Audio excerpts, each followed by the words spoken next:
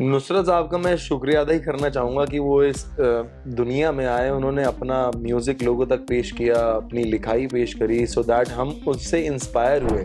कोई गम नहीं कि उसके लिए मैंने क्या क्या गवा दिया, पर खुशी ये है कि आज उसकी जुदाई ने मुझे शायर बना दिया। ओह माय गॉड, ये असल में मैंने ना एक दिवाली पे मैंने शायरी करी थी, उसमें मैंने अच्छी शायरी करी थी। उसमें नीचे एक कमेंट आया, भाई आज भी रुलाओगे क्या? जो भी हो जाए, मेरा सब कुछ छिन जाए, पर माही मेरा हो जाए।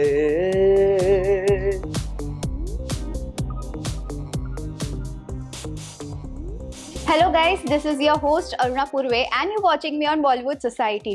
सो गाइस, म्यूजिक से हर किसी को प्यार होता है, आपको भी हुआ होगा ऑब्वियसली। तो ये म्यूजिक को जिन्होंने एक अलग ही पहचान दिया है, वो गेस्ट इस वक्त हमारे साथ है। Welcoming Bismil on Bollywood society. Thank you for having me here. Thank you. And आपका इंट्रोडक्शन हम चाहते हैं कि आप आपके शायराना अंदाज से ही दे।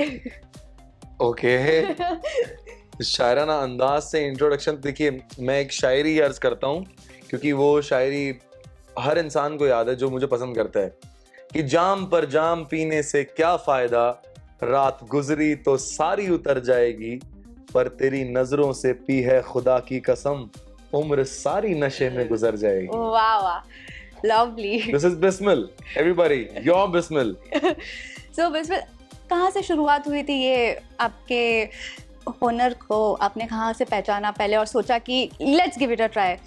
तो ये शुरुआत तो बचपन से ही हो गई थी एक्चुअली। फैमिली में म्यूजिशियंस हैं सब लोग, बट मैं पहला सिंगर हूँ। तो मैं 5 साल की उम्र से म्यूजिक सीख रहा हूँ, वाओ। Indian classical music.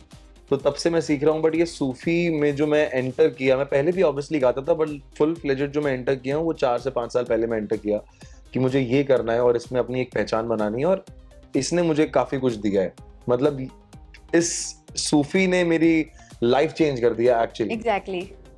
तो वाई सूफी, दूसरे जॉनर्स क्यों नहीं चूज किया आपने? नहीं, क्योंकि सी मतलब मैं इंडियन क्लासिकल म्यूजिक सीखा है और सूफी में गायकी अंग ही है थोड़ा। तो मैंने बस यही सोचा कि इंडिया में कोई भी ऐसा आर्टिस्ट नहीं है जो सूफी महफिल लोगों तक पहुंचा रहा है। करेक्ट। ठीक है, तो वो चीज मैंने सोची कि और मैं गा भी सकता हूँ वैसा, क्योंकि नुसरत साहब को इतने टाइम से सुनते हुए आ रहे हैं। मैं उनको गाना चाहता था हमेशा से, लेकिन कभी मुझे वो प्लेटफॉर्म नहीं मिला। तो वो प्लेटफॉर्म मैंने खुद ही क्रिएट किया कि मुझे ये करना है, और जब लोगों तक पहुंचाया तो पीपल लव्ड इट। लोगों ने बहुत प्यार दिया। बट वाज इट डिफिकल्ट या फॉर यू? आई मीन मतलब देखिए 15 साल हो गए मुझे परफॉर्म करते करते। तो मैं पहले भी शोज कर रहा था, उसमें कुछ 3-4 सूफी गाने गा दिए बस। लेकिन मैं एकदम रॉक स्टार मोड में चश्मे वश्मे लगा के जैकेट्स पहन के खड़े होकर परफॉर्म करता था। बट ये सेटअप कभी नहीं किया था मैंने। तो ये मैंने सोचा कि ये मैं करता हूँ। और उसके बाद जितने भी इवेंट मैनेजर्स हैं, आर्टिस्ट मैनेजर्स हैं, उन्होंने भी बहुत सपोर्ट किया इस चीज़ को लोगों तक पहुंचाने के लिए। तो मैंने वो चीज़ जब लोगों तक पहुंचाई तो लोगों को बहुत पसंद आया, लोगों ने बहुत प्यार दिया। और सबको फिर बिस्मिल चाहिए था उनके वेडिंग में या उनके कैफेज में या क्लब्स में। तो वो चीज़ बड़ी लाइफ चेंजिंग रही है मेरे लिए। ये फाइनली मतलब फिलहाल तो ये जो आपका सूफी वाला अंदाज है, जेंजी पीपल जो है आजकल लोग वो काफी पसंद करते हैं। ऑब्वियसली कोई भी कॉन्सर्ट हो या फिर क्लब में कोई इवेंट हो आपका, तो फुल हाउसफुल हो जाता है। इतना प्यार उनके तरफ से आपको मिलता है, तो how do you feel? TBH, I feel so Gen Z. I feel obviously good, मतलब बहुत अच्छा फील होता है क्योंकि मेरा टारगेट यही था कि जो मुझे यूथ है ना, यूथ को कनेक्ट करना है। क्योंकि सूफी का हमेशा से परसेप्शन ये रहा है कि 35 से 45 से 50 साल वाले लोग सुनते हैं आराम से बैठ के। तो मुझे हमेशा से वो चेंज करना था कि यूथ इसको सुने। और यूथ कैसे सुनेगा? जब आप उसमें थोड़ा सा मॉडर्न टच लेके आएंगे या आपकी इंटरेक्शन होगी जो रिलेटेबल होगी उनसे। तो ये मेरा हमेशा से पॉइंट था और वो काफी हद तक मैंने किया। और Gen Zs are there in my Instagram. Heartbreaks के बाद ये सारे सॉन्ग्स ही सुनना पसंद करते हैं वो। तो आपका कुछ ऐसा है हार्ट ब्रेक के रिलेटेड? हार्ट ब्रेक होगा तभी तो शायरी आएगी ना। तो क्या था स्टोरी? नहीं, स्टोरी नहीं बताऊंगा, इतना भी अच्छा नहीं है।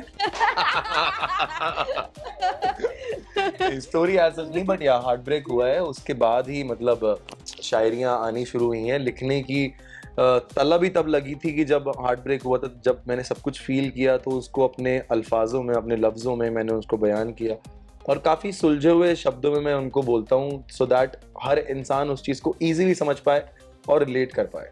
शायद से ये 4-5 साल पहले की बात है ना, बिकॉज आपने कहा था कि फुल फ्लेजेड 4-5 साल पहले से शुरू किया, तो ये हार्ट ब्रेक 4 साल पहले से हुआ।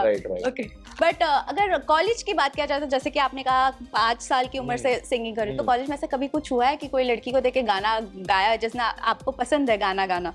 बहुत गाने गाए यार, गाने तो गाते थे, गिटार थोड़ा बहुत बजाता था मैं तब।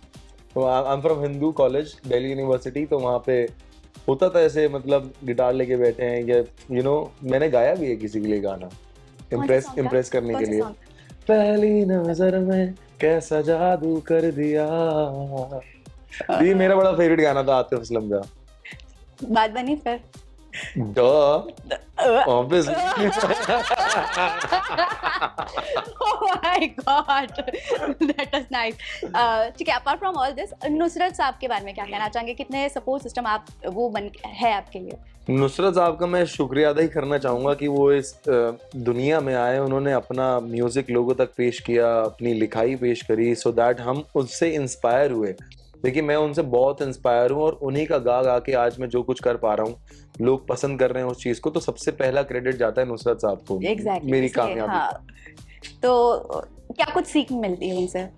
काफ़ी कुछ सीखने को मिला कि किस तरीके से उस चीज़ को पेश करना है या किस तरीके से लिखना है। लिखना मुझे उन्होंने सिखाया है ऑब्वियसली, तो उनसे तो बचपन से सीखते हुए आ रहे हैं और हमेशा सीखते रहेंगे। वो एक समुंदर हैं, यू नो, तो हमें तो अभी मतलब एक उनका छोटा सा पार्ट भी नहीं आता है, मतलब समुंदर से पानी निकाल लेते हैं ना, अब हमें उतना भी नहीं आता है अभी।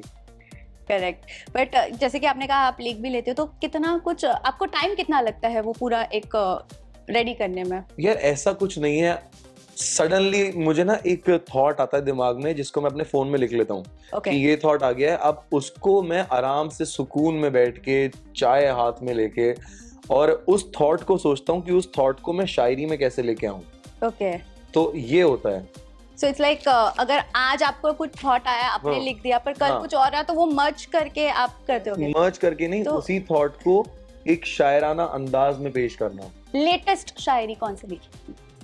लेटेस्ट शायरी थी मेरी कोई गम नहीं कि उसके लिए मैंने क्या क्या गवा दिया, कोई गम नहीं कि उसके लिए मैंने क्या क्या गवा दिया, पर खुशी ये है कि आज उसकी जुदाई ने मुझे शायर बना दिया। ओह माय गॉड, ये सच कहा है एक्चुअली, जितना आपसे अभी बात हुआ है ये सच है। 100%।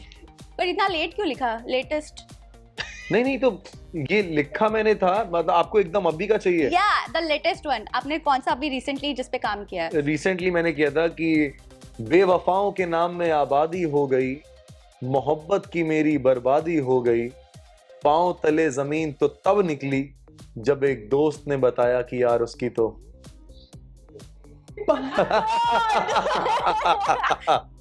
Ouch, that's too deep. तो ये थॉट आया था मेरे दिमाग में कि कई लोग इस मंजर से भी गुजरते हैं कि हाँ, उनके जिन्हें वो प्यार करते हैं उसकी शादी हो जाती है, कुछ मजबूरियां होती हैं, कुछ होता है, तो मैंने उस थॉट पे लिखा था। So, आपके शायरी थोड़ा हार्ट ब्रेक पर होता है, सॉन्ग्स के लिरिक्स भी थोड़े हार्ट ब्रेक पर होते हैं, तो ऐसे आपके जो फैंस हैं उनके कमेंट सेक्शन में क्या कुछ होता होगा? आपके कमेंट्स में उनके कमेंट्स क्या आते होंगे रिलेटेड टू हार्ट ब्रेक्स? असल में मैंने ना एक दिवाली पे मैंने शायरी करी थी, उसमें मैंने अच्छी शायरी करी थी, उसमें नीचे एक कमेंट आया, भाई आज भी रुलाओगे क्या? मैंने कहा ब्रो आज तो अच्छी शायरी है यार, मोहब्बत वाली शायरी है।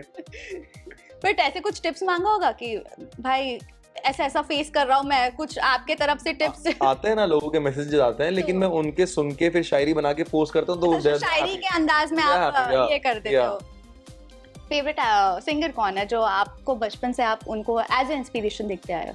मुझे बचपन से जो पसंद है रफी साहब, किशोरदा, लता जी, तो इनको बहुत सुना है मैंने। उसके बाद फिर नुसरत साहब ऐड होते गए, एंड देन सोनू निगम जी, अरिजीत दादा, श्रेया घोषाल, तो मतलब इतने सारे अच्छे सिंगर्स हैं हमारे इंडिया में कि सबको सुन के इंसान सीखता रहता हूँ।